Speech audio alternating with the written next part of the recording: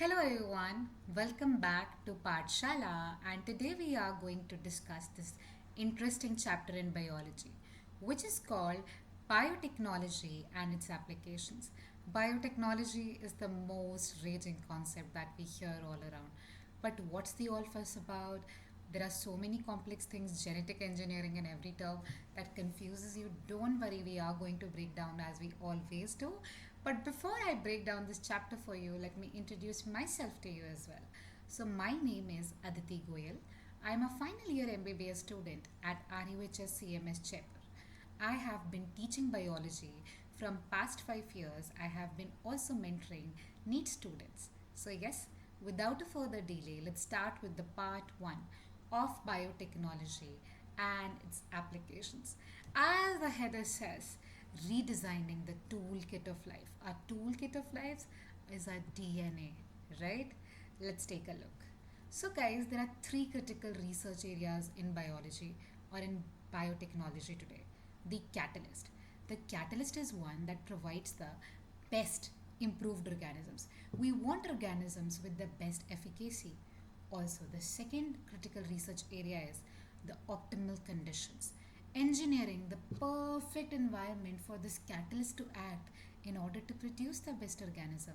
We have learned in previous chapters that a catalyst requires optimal temperature, pH, so basically creating the best conditions for it to act.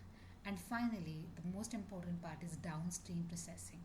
Let's say we have created a biochemical product or a biotechnology product, but how do we purify it?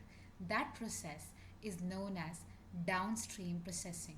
These are technologies to purify the protein or the organic compound produced via this process. Okay. So, guys, now let's talk about the real application of this biotechnology.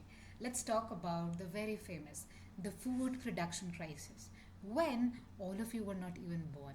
Well, the context of this food production crisis comes from the Green Revolution that happened around 1974, which tripled the supply of food, but it still failed to keep up the pace with the population growth of our country.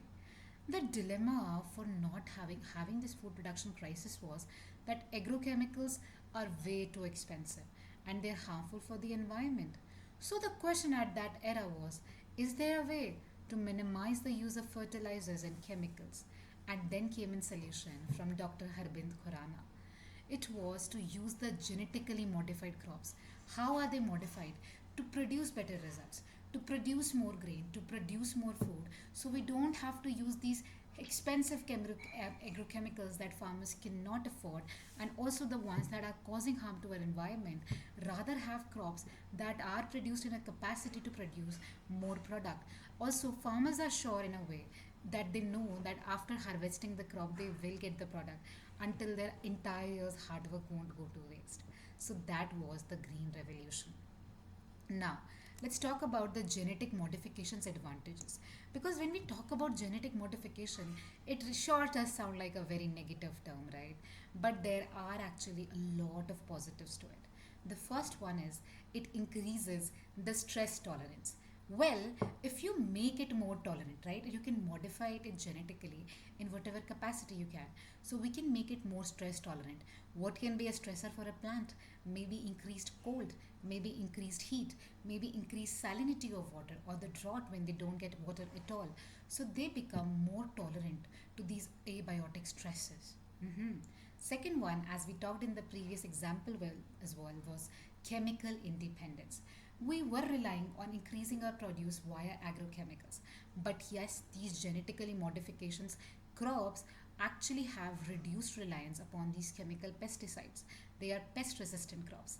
Also, the improved efficiency, the increased efficiency, right? Since they are more competent, they utilize these minerals better. So, our soils are also exhausted of their resources lesser. And yes, definitely, since they are better crops, there is enhanced nutritional value in them. Like example is vitamin A rice, which became golden rice after this revolution. Now it seems interesting. So, yes, Also, guys, nature itself has its own pesticide, which is known as botulinum toxin. So the thing here is, we actually don't even have to go for chemical components. Biotechnology is just understanding what nature all has to offer, right? So the core concept here is using nature's own pesticide is cloning this botulinum toxin from the Bacillus thuringiensis bacteria and expressing it in plant.